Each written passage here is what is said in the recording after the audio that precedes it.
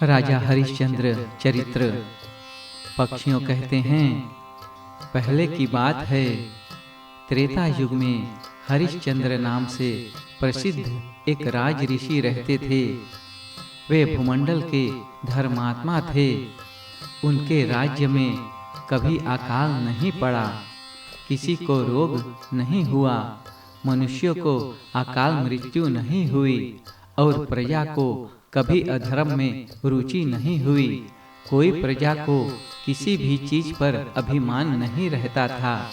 कोई भी स्त्री अपना यौवन अवस्था प्राप्त किए बिना संतान को जन्म नहीं देती थी। एक दिन राजा हरिश्चंद्र जंगल में शिकार खेलने गए। शिकार के पीछे दौड़ते हुए उन्होंने कुछ स्त्रियों की आवाज सुनी। वे कह रही थी, हमें बचाओ बचाओ। राजा ने शिकार छोड़कर कहा, डरो मत डरो मत। कौन ऐसी दुष्ट बुद्धि वाला पुरुष है जो मेरे शासन में ऐसा अन्याय करता है। यूं कहते हुए राजा स्त्रियों की ओर चल दिए, जो छल से रुद्र कुमार विघ्नराज राजा हरिश्चंद्र के शरीर में प्रवेश कर गया। ये महर्षि विश्वामित्र के तपस्या से भयभीत थे, इसी कारण ये विलाप कर रहे थे और राजा ने इनके बीच आ गया। तदंतर राजकुमार उन्हें अपना शिकार बना लिया।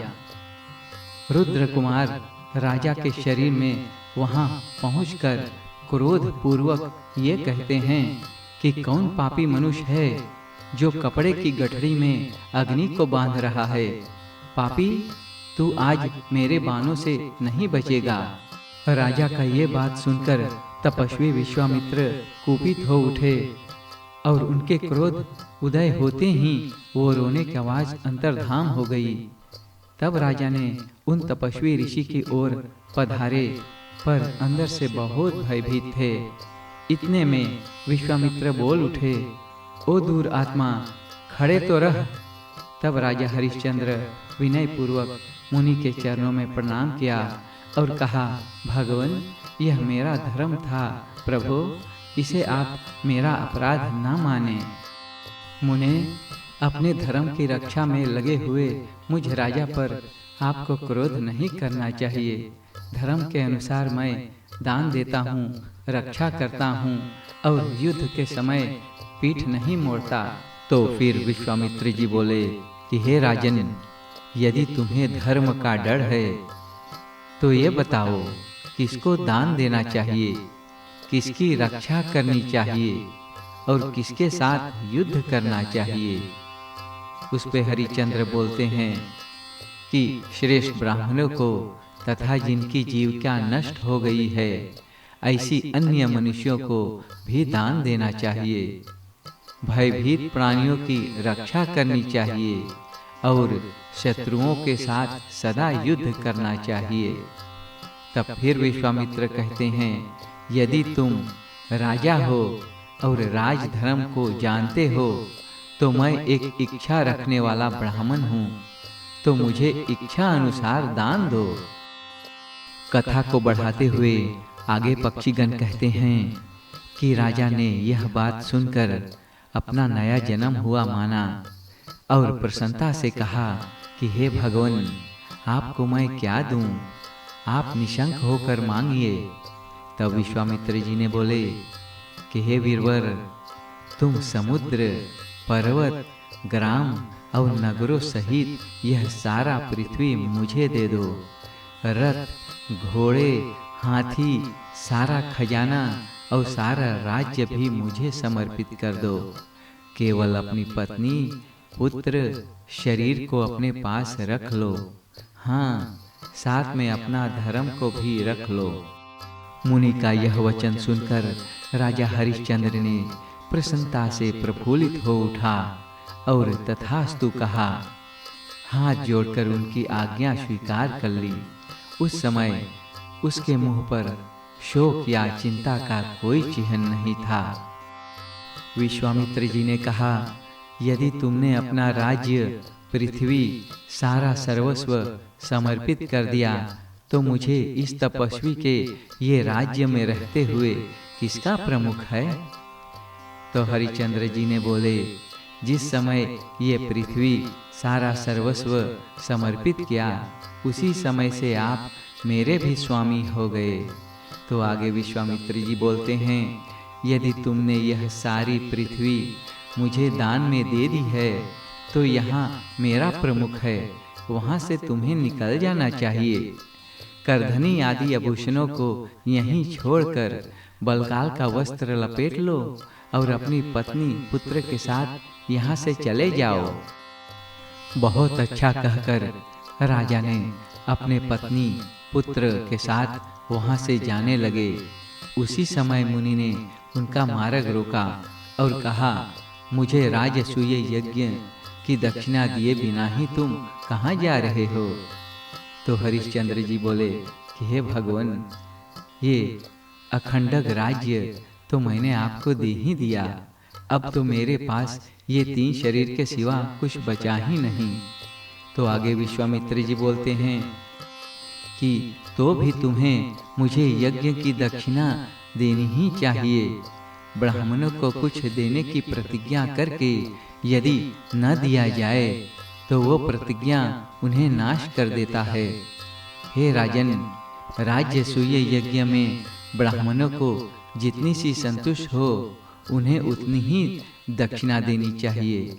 और राजन, तुमने पहले से ही प्रतिज्ञा की है कि जो घोषणा करते हैं उन्हें देना चाहिए, दुखियों को रक्षा करना चाहिए और शत्रुओं पर हमला करनी चाहिए। तो हरिश्चंद्र बोलते हैं कि हे भगवान, इस समय मेरे पास कुछ भी नहीं है, समय के अनुसार मैं अवश्य आपको दक्षिणा दूंगा। आगे विश्वामित्र जी बोलते हैं कि हे राजन, इसके लिए मुझे कितनी समय तक प्रतीक्षा करनी होगी? तो हरिश्चंद्र बोलते हैं, ब्रह्म ऋषि जी, मैं 1 महीने में आपको दक्षिणा के लिए धन दूंगा। इस समय मेरे पास कुछ भी नहीं है, मुझे जाने की आज्ञा दीजिए। ऋषि जी ने कहा कि नृपश्रेष्ठ, जाओ जाओ, अपने धर्म का पालन करो, तुम्हारा मार्ग कल्याण हो। फिर पक्षीजन कहते हैं कि जब विश्वामित्र ने जाओ जाओ की आज्ञा दी, तब राजा हरिश्चंद्र ने नगर से चला। उनके पीछे उनकी प्यारी पत्नी शैव्या राजकुमार सहित भी चले। नगरवासियों ने देख राजा को विलाप करने लगे और कहने लगे, हमें यहाँ पीड़ित न छोड़ें, आप हमें भी साथ ले चलें, क्योंकि जहाँ आप हैं वहीं सुख है, वहीं नगर है, वहीं स्वर्ग है। पूर्ववासियों की ये बातें सुनकर राजा ने दयावश रास्ते में ठहर गए। और विश्वामित्र जी ने देखा कि राजा ने पूर्ववासियों की वचन से व्याकुल हो उठा, तो वे उनके पास तुरंत आ पहुँचे और लाल आंखें फाड़ फाड़ कर बोले, अरे तू तो महा झूठा और कपट की बातें करने वाला है। धिक्कार है, तुझे जो राज्य देकर फिर उसे वापस लेना चाहता है। विश्वामित्र का यह कठोर वचन सुनकर राजा कांप उठे और जाता हूँ कहकर पत्नी के हाथ पकड़कर खींचते हुए चल पड़े। राजा के पत्नी चलते चलते थक कर व्याकुल हो रही थी, तो भी विश्वामित्र ने उसके पीठ पर डंडे का प्रहार किया। महारानी को इस प्रकार मार खाते देखकर हरिश्चंद्र दुख से आतुर होकर केवल इतना ही कह सके कि भगवान, जाता हूँ। उनके मुंह से और कोई बात नहीं निकल सकी। उस समय परम दयालु 5 विश्वदेवों ने आपस में इस प्रकार कहने लगे कि अरे, विश्वामित्र तो बड़ा पापी है, न जाने कौन सा लोक में ये जाएगा। इसने उस महान धर्म पालन करने वाला राजा को अपने राज्य से नीचे उतार दिया। विश्वदेवों का यह बात सुनकर विश्वामित्र को बहुत गुस्सा आया और उन्होंने उन सब को शाप दे दिया कि जाओ, तुम सब मनुष्य हो जाओ। फिर उन 5 विश्वदेवों के विनय से प्रसन्न होकर महामुनि ने कहा, मनुष्य होने पर भी तुम्हारा कोई संतान नहीं होगा, तुम विवाह भी नहीं करोगे, तुम्हारे मन में किसी के प्रति ईर्ष्या और द्वेष भी नहीं होगा, तुम काम क्रोध से मुक्त होके देवत्व को प्राप्त करोगे। तदंतर वे विश्वदेवों ने मुनि के शाप से कुरु वंशियों के घर में जन्म लिए थे। वे ही द्रौपदी के गर्भ से उत्पन्न हुए पांचों पांडव कुमार थे। पक्षी कहते हैं कि हे जैमिनी, ये थी उन पांडव कुमारों की कथा जो विश्वामित्र के शाप से पांचों विश्वदेवों ने द्रौपदी के गर्भ से उत्पन्न हुए थे। आगे जैमिनी पूछते हैं कि हे पक्षी श्रेष्ठ, अब मुझे हरिश्चंद्र की कथा कृपया आगे सुनाए। उन महात्मा ने बड़ा कष्ट उठाया, क्या उन्हें इन दुखों के बाद कोई सुख मिला? तो पक्षियों कहते हैं कि विश्वामित्र की बात सुनकर धीरे धीरे आगे बढ़े और साथ में नन्हा सा पुत्र को गोद में लिए रानी शैबा भी चल पड़ी। वह नासीपुरी के पास पहुंचकर राजा ने विचार किया कि यह काशी का भोग्य भूमि नहीं है, इस पर केवल शूलपाणी भगवान शंकर का अधिकार है, अतः यह मेरे राज्य से बाहर है। ऐसा निश्चय करके उन्होंने उस काशी के भाग्य में प्रवेश किया। पुरी में प्रवेश करते ही उन्हें महर्षि विश्वामित्र सामने खड़े दिखाई दिए। हरिश्चंद्र ने हाथ जोड़कर विनीत भाव से बोले कि हे मुने, हम तीनों यहाँ प्रस्तुत हैं, इनमें से जिसकी आपकी आवश्यकता हो उसे आप स्वीकार कीजिए, अथवा यदि हम आपकी कोई सेवा कर सकते हैं तो उसके लिए भी आज्ञा हमें दीजिए। तो विश्वामित्र जी बोले कि राजन, आज 1 मास पूर्ण हो गया, यदि आपको अपनी वचन को याद हो तो राजसूय यज्ञ के लिए दक्षिणा दीजिए। राजा बोले कि हे ऋषिवर, अभी आज ही महीना पूरा हो रहा है, उसमें आधा दिन अभी बाकी है, इतने समय तक और प्रतीक्षा कीजिए और अधिक देरी नहीं होगी। तो आगे विश्वामित्र जी बोलते हैं कि हे महाराज, ऐसा ही सही, मैं फिर आऊँगा। अगर आज तुम मुझे दक्षिणा नहीं दोगे तो मैं तुम्हें शाप दे दूंगा। यूं कहकर मुनिवर चले गए। उस समय राजा बहुत चिंता में पड़ गए कि वादा किए हुए दक्षिणा मैं इन्हें कैसे दूं? क्या मैं अपने प्राण त्याग दूं? ऐसी दशा में मैं क्या करूं?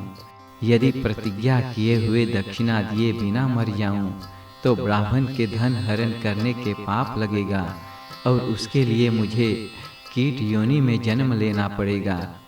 बेहतर है कि मैं अपने आप को बेचकर और ये दक्षिणा चुका दूं, यही ठीक होगा। राजा ने सोचते सोचते व्याकुल हो गया। उस समय उनकी पत्नी आंसू बहाते हुए कही कि हे महाराज, चिंता छोड़िए, अपने सत्य की रक्षा कीजिए। जो मनुष्य सत्य से विचलित होता है वो शमशान की भांति त्याग देने योग्य होता है। हे नरश्रेष्ठ, पुरुषों के लिए अपने सत्य से बढ़कर और कोई धर्म नहीं है। उसके बाद अग्निहोत्र तथा दान। जैसे कृति राजा ने 7 अश्वमेध और 1 राजसूय यज्ञ करने के बाद भी एक ही बार असत्य बोलने से स्वर्ग से गिर गए थे। हे महाराज, मुझसे आपका पुत्र का जन्म हो चुका है। इतना कहकर महारानी शैबिया फूट फूट कर रोने लगी। हरिश्चंद्र जी बोले कि हे कल्याणी, यह संताप छोड़ो और जो कुछ कहना है साफ साफ कहो। तब रानी कहती है कि हे महाराज, स्त्री पुरुष संग्रह का फल पुत्र होता है और वो आपको मिल चुका है। अब मुझे बेचकर ब्राह्मण को दक्षिणा चुका दीजिए। महारानी की यह बात सुनकर महाराज मूर्छित हो गए। फिर होश में आकर वे दुखी होकर विलाप करने लगे और कहे कि हे महारानी, यह बहुत दुख की बात है जो तुम मुझसे ऐसा कह रही हो। ऐसा कहकर वे एक बार फिर से मूर्छित हो गए। तब रानी कहती है कि आज मेरे प्राणनाथ भूमि पे पड़े हैं, जिसकी जगह कोमल एवं चिकने बिस्तर होना चाहिए, जिन्होंने करोड़ों से भी ज्यादा गोधन ब्राह्मणों को दान दिया है। अरे ओ दुर्दयो, इन महाराज ने तेरा क्या बिगाड़ा था। इतना कहकर सुंदरी शैव्या ने भी पति के उस दशा में देखकर मूर्छित हो गई। इसी बीच में महातपस्वी विश्वामित्र जी भी आ टपके और राजा को मूर्छित हालत में देखकर उन्होंने उन पर जल के छींटे डाले। फिर इस प्रकार कहा कि हे राजेंद्र, उठो उठो, यदि तुम्हारी दृष्टि धर्म पर हो तो मुझे अभी दक्षिणा दे दो। सत्य से ही सूर्य तप रहा है, सत्य पर ही पृथ्वी टिकी हुई है, सत्य भाषा ही सबसे बड़ा धर्म है, सत्य पे ही स्वर्ग प्रतिष्ठित है। 1000 अश्वमेध यज्ञ और एक सत्य को तराजू पे डाला जाए तो सत्य ही भारी होगा। हे राजन, यदि आज तुम मुझे दक्षिणा न दिया तो सूर्य अस्त होने पर तुम्हें निश्चय ही शाप दे दूंगा। इतना कहकर मुनि चले गए। इधर राजा उनके भय से व्याकुल हो उठे और सोचने लगे, मैं कहाँ भाग कर जाऊं। उस समय उनकी पत्नी फिर कही कि हे नाथ, मेरी बात मानकर वैसा ही कीजिए, मुझे बेचिए। पत्नी के बारंबार प्रेरित से राजा जी ने बोले कि हे कल्याणी, मैं बड़ा निर्दय हूँ, लो अब मैं तुम्हें बेचने चला हूँ। क्रूर से क्रूर मनुष्य भी जो कार्य नहीं कर सकते वही आज मैं करूँगा। पत्नी से यूं कहकर राजा व्याकुल होकर नगर में गए और नेत्रों से आंसू बहाते हुए बोले, ओ नागरिकों, तुम लोग मेरी बात सुनो। क्या तुम मेरे परिचय पूछ रहे हो? सुनो, मैं मनुष्य नहीं हूँ, अत्यंत क्रूर प्राणी हूँ, क्योंकि अपने प्राण से प्यारी पत्नी को यहाँ बेचने के लिए आया हूँ। अगर आप लोगों में से किसी को मेरे इस प्यारी पत्नी से दासी का काम में लेने की आवश्यकता हो तो शीघ्र बोले। तदंतर कोई बूढ़ा ब्राह्मण सामने आकर राजा से बोला, दासी को मेरे हवाले करो, मैं इससे धन देकर खरीदता हूँ। मेरे पास धन बहुत है और मेरी प्यारी पत्नी सकुमारी है, वह घर के काम काज नहीं कर सकती, इसीलिए दासी मुझे दे दो। ब्राह्मण के ऐसा कहने पर हरिश्चंद्र का हृदय दुख से टूट गया और उसे उत्तर न दे सके। तब उस ब्राह्मण ने राजा के उस बलकाल वस्त्र जो राजा ने लपेटे थे उसमें धन को अच्छी तरह से बांध दिया और उनकी पत्नी को खींचकर अपने साथ ले गया। माता की ऐसी दशा में देखकर बालक रो उठा और हाथ से उसका वस्त्र पकड़कर अपनी ओर खींचने लगा। उस समय रानी ने अपने पुत्र से कहा कि बेटा, आओ जी भर कर देख लो, तुम्हारी माता अब दासी हो गई है, तुम राजपुत्र हो, मेरे स्पर्श न करो, अब मैं स्पर्श योगिनी नहीं हूँ। फिर भी उस बालक ने अपने माता का पीछा नहीं छोड़ा। अंत में उस बूढ़े ब्राह्मण ने क्रोध में भरकर उस बालक को लात से मारा। तब रानी ने ब्राह्मण से कहा कि हे स्वामी जी, आप मुझ पर कृपा कीजिए, यह बालक को भी खरीद लीजिए। यद्यपि आपने मुझे खरीद लिया है, तथापि इस बालक के बिना मैं आपके कार्य को अच्छी तरह से नहीं कर सकती। मैं बड़ी अभागिनी हूँ, आप मुझ पर दया करें और प्रसन्न होकर बालक से मुझे मिलाइए। तब खरीदने वाला ब्राह्मण बोला कि हे राजन, ये धन लो और ये बालक को भी मेरे हवाले कर दो। यूं कहकर राजा के लपेटे हुए वस्त्र में वह धन बांध दिया और पत्नी बच्चे को लेकर चल दिए। राजा ने देखकर दुख से विलाप करने लगे, कहे कि मुझे नीच के अन्याय से तुम लोग को यह दुख झेलना पड़ा, फिर भी मेरी मृत्यु नहीं होती। मुझ पर धिक्कार है, इतने में वो खरीदार ब्राह्मण पत्नी और बच्चे को लेकर छिप गया। तदंतर विश्वामित्र ने वहां पहुंचकर धन को मांगा और हरिश्चंद्र ने वो धन उन्हें समर्पित कर दिया। थोड़ा धन देकर कौशिक मुनि ने दुखी राजा से कुपित होकर कहा, क्षत्रिय होते हुए क्या इतनी सी धन तुम दे रहे हो और इसे यज्ञ दक्षिणा मानते हो? मैं अभी अपनी शक्ति तुम्हें दिखाता हूँ। तब राजा हरिश्चंद्र जी बोले कौशिक मुनि से कि हे भगवान, कुछ काल तक और प्रतीक्षा कीजिए और भी दक्षिणा दूंगा। इस समय नहीं है, मेरे पत्नी और पुत्र बिक चुके हैं। तब विश्वामित्र जी ने कहा कि हे राजन, दिन का चौथा भाग अभी बाकी है, इतना ही समय और प्रतीक्षा करूंगा। बस इसके उपरांत तुम्हें कुछ कहने की आवश्यकता नहीं है। इस प्रकार कठोर वचन कहकर विश्वामित्र ने वहां से चले गए। उसके बाद राजा ने भय के समुद्र में डूब गए और निश्चय किया अपने आप को भी बेचने को। उन्होंने आवाज दी कि जो मनुष्य मुझे धन से खरीदकर दास के काम में लगाना चाहता हो, वह सूर्य अस्त से पहले ही बोले। उसी समय धर्म ने चंडाल का रूप धारण करके तुरंत वहां आए। उसकी होलियां बहुत भयंकर थे। झुंड के झुंड पक्षियों को पकड़ रखा था, मुर्दों के खोपड़ी के माला पहने थे और कुत्तों से घिरे हुए थे। चंडाल ने बोला, मुझे तुम्हारी आवश्यकता है, तुम शीघ्र ही अपनी कीमत बताओ। उनका उस क्रूरता रूप देखकर राजा ने पूछा, तुम कौन हो? चंडाल ने कहा, मैं चंडाल हूँ। इस नगर में सब लोग मुझे प्रवीर के नाम से पुकारते हैं। मैं वध्य मनुष्यों का वध करने वाला और मुर्दों का वस्त्र लेने वाला हूँ। तब हरिश्चंद्र जी ने बोले, मैं चंडाल का दास नहीं होना चाहता, वो बहुत निंदित कर्म है। शाप अग्नि में जल मारना अच्छा है, किंतु चंडाल के अधीन होना कदापि अच्छा नहीं है। वे इस प्रकार कह रहे थे कि महान तपस्वी विश्वामित्र आ पहुँचे और क्रोध से आमर्ष होकर राजा से बोले, यह चंडाल तुम्हें बहुत सारा धन देने के लिए तैयार है, उसे ग्रहण करके मेरे यज्ञ के दक्षिणा क्यों नहीं दे देते? अगर तुम ऐसा नहीं करोगे तो निसंदेह तुम्हें शाप दे दूंगा। तो हरिश्चंद्र जी ने कहा कि हे ब्रह्मऋषि, मैं आपका दास हूँ, दुखी हूँ, भयभीत हूँ और विशेष आपका भक्त हूँ।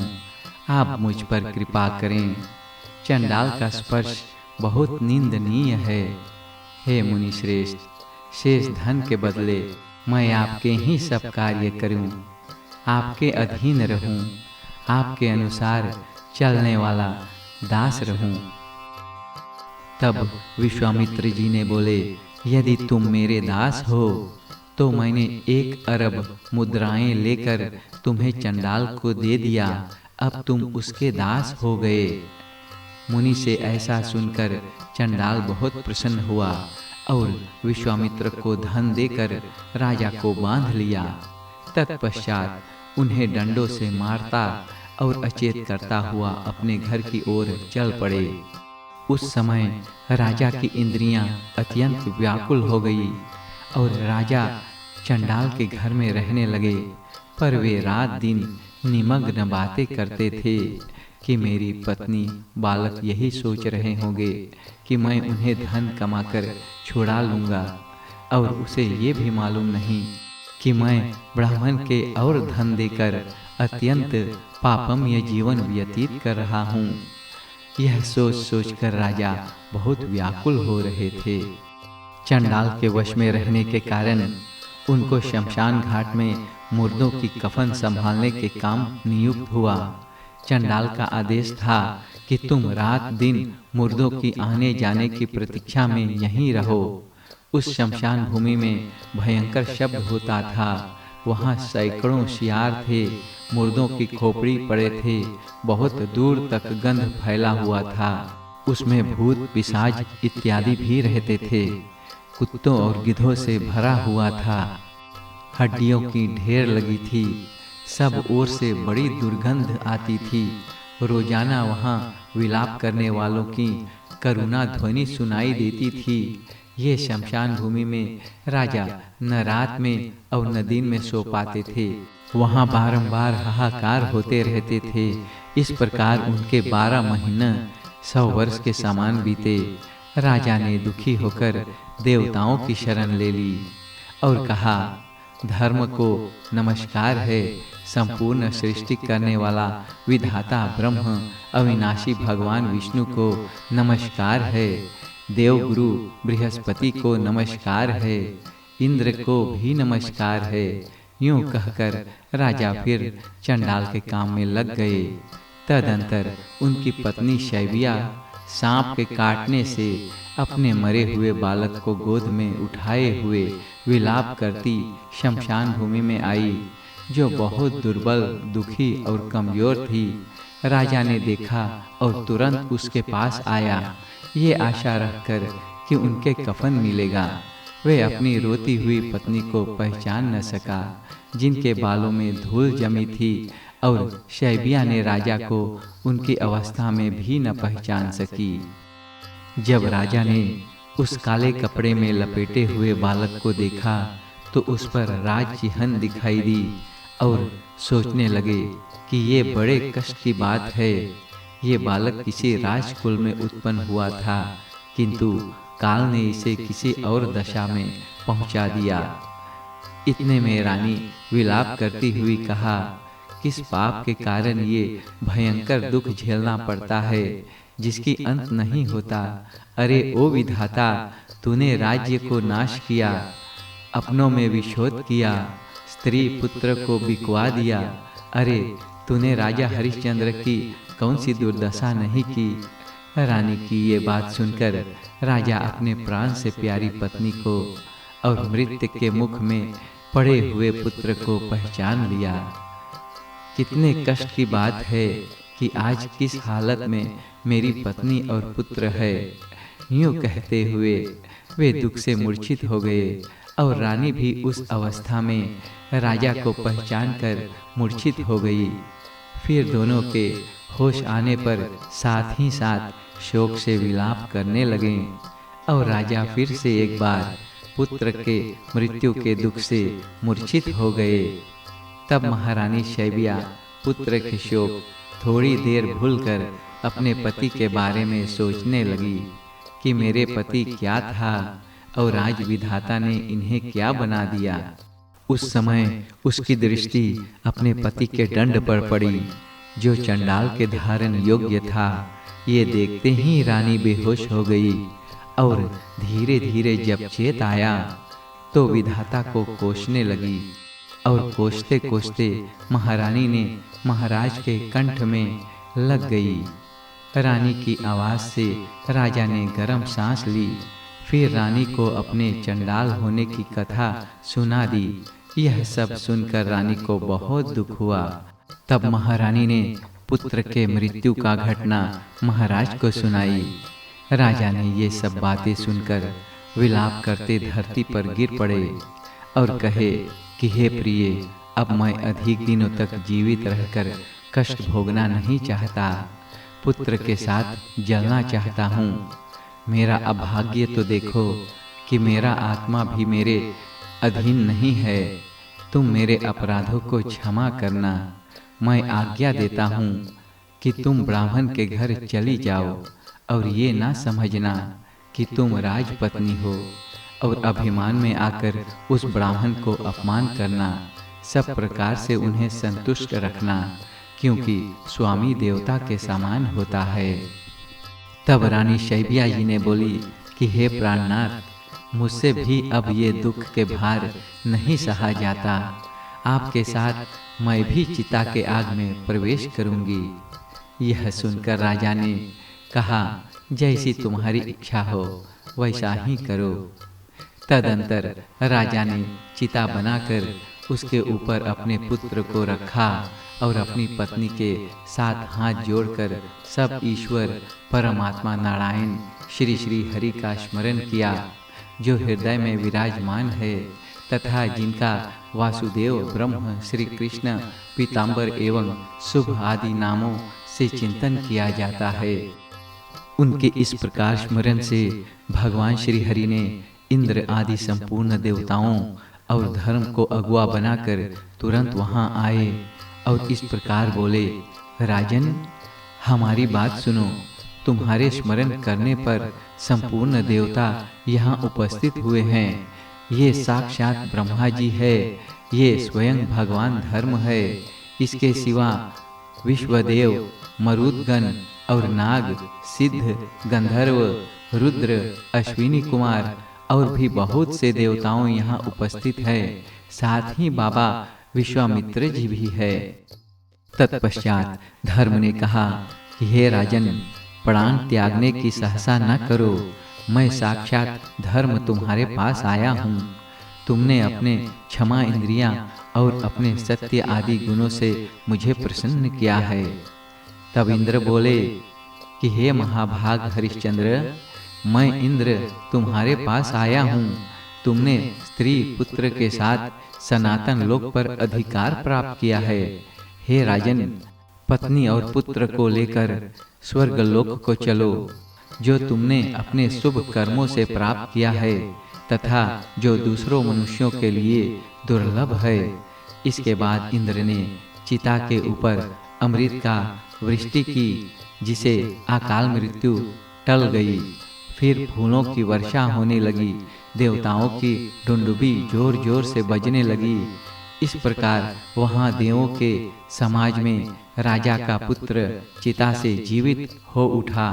उसके शरीर स्वस्थ था और इंद्रियों तथा मन प्रसन्नता से प्रफुल्लित था। फिर तो हरिश्चंद्र ने अपने पुत्र को छाती से लगा लिया। तत्पश्चात राजा और रानी दोनों सुंदर सा दिखने लगे और आभूषणों से सुसज्जित हो गए और स्वस्थ आनंद निमग्न हो गए।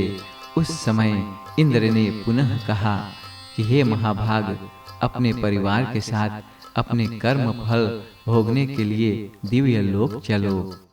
तब हरिश्चंद्र जी ने कहा कि हे देवराज इंद्र, मैं अपने स्वामी चंडाल की आज्ञा लेने बिना तथा उनकी ऋण चुकाने बिना देवलोकों को नहीं चल सकूंगा। तब धर्म जी बोले कि हे राजन, तुम्हारी ये भावी संकट को जानकर मैं ही चंडाल के रूप में प्रकट हुआ था। तब फिर इंद्र जी कहते हैं कि हे हरिश्चंद्र, पृथ्वी के समस्त मनुष्यों जिस स्वर्ग के लिए प्रार्थना करते हैं, केवल पुण्यवान मनुष्यों को प्राप्त होने वाला उस धाम को चलो। तब हरिश्चंद्र जी बोलते हैं कि हे देवराज, आपको नमस्कार है। मेरा ये वचन सुनिए। आप मुझसे प्रसन्न हैं, अतएव मैं विनीत भाव से आपको निवेदन करता हूँ। अयोध्या के सभी मनुष्यों मेरे प्रति शोक में दुखी हैं। आज मैं उन्हें छोड़कर दिव्य लोक कैसे जाऊं? ये तो ब्राह्मण, गुरु, गौ और स्त्री के हत्या के समान ही पाप बताया गया है। जो ऐसे भक्तों को त्यागता है, उसे कोई लोक में सुख नहीं दिखाई देगा। इसीलिए हे देवराज, आप स्वर्ग लौट जाइए। हे सुरेश्वर, यदि अयोध्या वासियों मेरे साथ ही स्वर्ग चल सकें तो मैं अवश्य ही चलूँगा, अन्यथा उन्हीं के साथ नरक भी जाना मुझे स्वीकार है। तब इंद्र जी ने कहा कि हे राजन, उन सब मनुष्यों में अलग अलग नाना प्रकार के पाप और पुण्य है। फिर तुम सबका भोग बनाकर वहाँ कैसे चल सकोगे? फिर हरिश्चंद्र बोले कि हे इंद्र, राजा तो अपने कुटुंबियों के ही प्रभाव से राज्य भोगता है। प्रजा भी राजा का कुटुंबी है। उन्हीं के सहायता से राजा बड़ा बड़ा यज्ञ करता है, पोखड़े खुदवाता है और बगीचे आदि लगवाता है। यह सब मैंने अयोध्या वासियों के प्रभाव से ही किया है। स्वर्ग के लोभ में आकर मैं अपने उपकारों के त्याग नहीं कर सकता। हे देवेश, यदि मैंने कुछ भी पुण्य किया हो, दान, यज्ञ अथवा जप का अनुष्ठान, तो उन सब का फल सबके साथ मुझे मिले उसमें उनका पूरा अधिकार है। ऐसा ही होगा। यूं कहकर इंद्र, धर्म और विश्वामित्र मन ही मन बहुत प्रसन्न हुए और इंद्र ने विमानों का ढेर लगा दिया। तत्पश्चात अयोध्या वासियों से कहे कि तुम सब लोग शीघ्र आओ, धर्म के प्रसाद से तुम सबका स्वर्ग प्राप्त हुआ है। इंद्र का यह बात सुनकर और हरिश्चंद्र के प्रसन्नता के लिए विश्वामित्र जी ने राजकुमार रोहित तश्वा को राज्य अभिषेक कराया। फिर उसके बाद वहाँ के सब लोग अपने परिवार के साथ विमान में बैठकर स्वर्ग को जा पहुँचे और इन सब को देखकर दैत्य आचार्य शुक्राचार्य ने यश गान किया। ये दान, क्षमा और सत्य का फल कितना महत्वपूर्ण है, जिसे हरिश्चंद्र अमरावतीपुरी में आए और इंद्रपद को प्राप्त हुए।